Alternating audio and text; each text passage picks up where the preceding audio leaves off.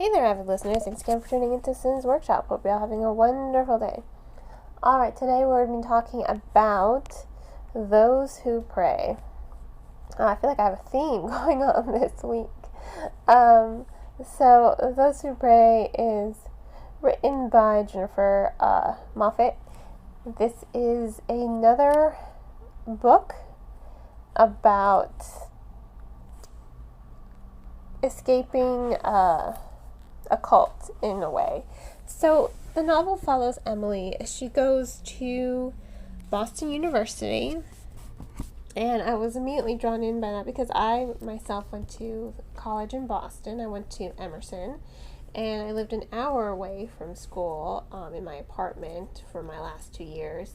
And I took a subway. I took the B line, and it was a great ride. I loved it.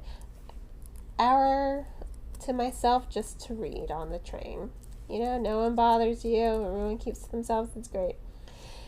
And of course, you have BU. I passed BU, and it has 3 stops. I think it's BU East, BU West, and then BU, which I'm like, why do they need 3 stops? It's a big campus.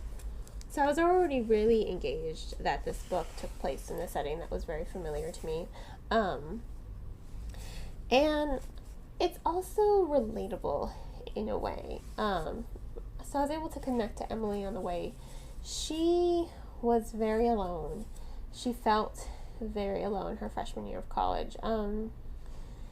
She didn't really have a lot of friends. Her roommate was a druggie and then almost overdosed, and so she ended up having the room to herself. And of course, all her roomie's friends hated her, calling her a snitch, like, oh, you turned her in, blah blah blah. So she didn't really have a lot of friends. She was alienated on her floor, so she felt very alone.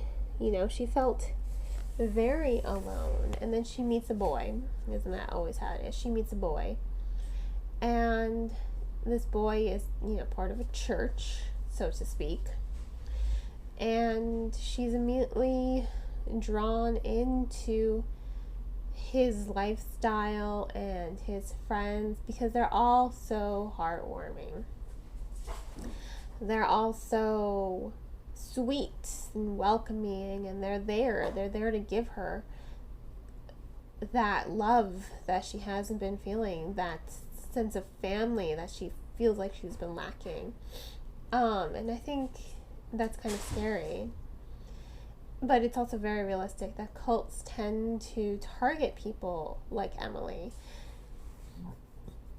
And you get to see it. Like, you as the reader, you know something's not right with how the people are talking to her, with how they start treating her after they get her to commit to their way of thinking and their religion. You get to see it.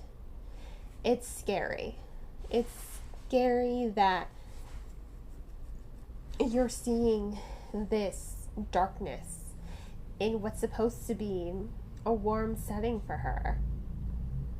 And for Emily, that's such a struggle. And I really did think that was such a compelling narrative because you're following her journey. This is different than the other book that I read earlier this week, After the Fire. But they both have that same level of discussion, of cults. What is a cult? What is a cult versus religion? And it was just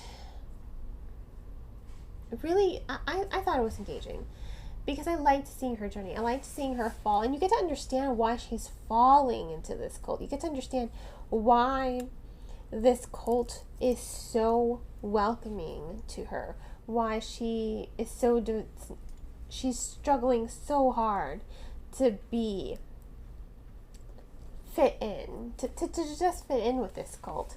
But she doesn't know it's a cult. She's just like, they're giving her this sense of love that she feels like she's been lacking. And following her descent into that is very compelling. Following her descent into that is interesting. It is compelling. And I did like it. You know, I did ultimately like it. Now, the story itself, I will say, was a bit slow to start with. I wasn't sure, once again, if I was going to end up finishing this book. I felt like I liked the style it was written. Don't get me wrong. There are journalistic inserts. There are these quick little one-liners on what cults do, their behavior, how they react to get people to be in the cult, and how they keep them hooked in. Right? They raise you up, and then they start bringing you down. It's like, oh, that's a nice skirt, but do you really think you should be wearing that, considering how much you weigh? Things like that. That's just me paraphrasing a scene in the book. That's not at all how the scene goes. But when you have two people wearing the same outfit, one's already part of the cult and the other one is not part of the cult, then, not fully anyway, you're really subverting these characters' expectations of what it means to be in the cult, and you're really subverting who they are. You're diminishing them so that they have more reliance on you, and I do like that. But again, it was a very slow start. I will admit, I think for the first couple of chapters, I wasn't 100% engaged. I was just a tad bored, but I think after chapter 2, I think it was chapter 3 that really got me. And I like those journalistic inserts were everything to me. Those made the story overall more engaging, because these journalistic inserts, they take place after Emily's story is done. And so there is a mystery here. Someone dies, and you're just like, what's going to happen? So she's giving you some foresight into what the plot is, but you're just like, is it Emily? Is Emily going to die? You're wondering, is it going to be her friend? You are wondering, and you're confused, and you're engaged. And that's why I like them, because it does keep the story interesting. There is a death in the novel. It is not Emily's death, just so you know. Spoiler alert, sorry. It is not Emily's death, but the death is in part due to her wanting to escape. It's someone who's trying to help her escape the cult when they're trapped in Italy. So they're in Italy for their cult. They're getting school credit for it. Somehow they're getting school credit for it, I think. I'm a little fuzzy on those details. So she's in Italy. They took away her passport. They took away her visa. They took away everything, all her money, everything. And again, they're making her reliant on the cult leader. And it's not just her by herself. She's there with a bunch of other kids. And they're separating them by gender, boys with boys, girls with girls. It's like, no. Sex is bad.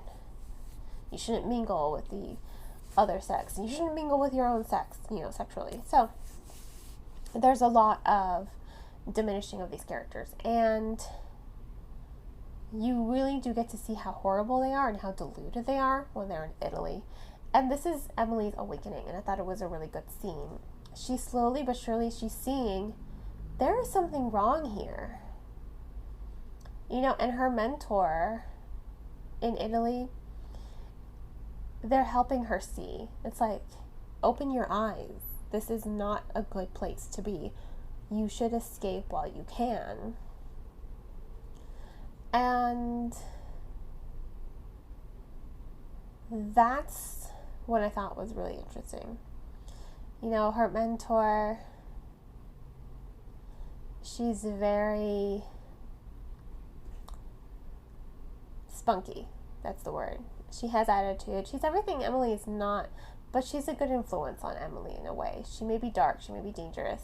She may be a risk taker, but she's helping Emily see the truth that this cult is not a good thing, and that they need to escape. And when the death happens, that's when Emily's just like, oh God, I need to go. So she runs.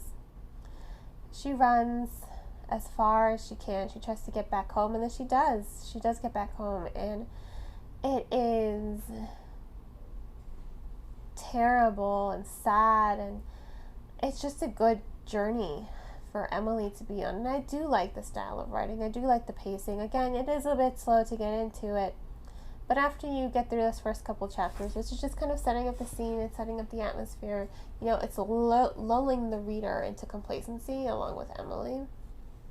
Once you're past that, the story becomes more engaging. It becomes more risky. It becomes more high tension. It becomes more character driven than anything else. And that's what I thought was really engaging about the story ultimately. So I would have to give Those Who Pray 4 stars. Once again, it's a really good book. Slow beginning, but ultimately when you get to the ending, you're just like, wow, this was a good story. It was well written. Those journalistic inserts really do add a lot more depth to the overall story. You're seeing a little bit more from the outside, and that's what I think is really cool.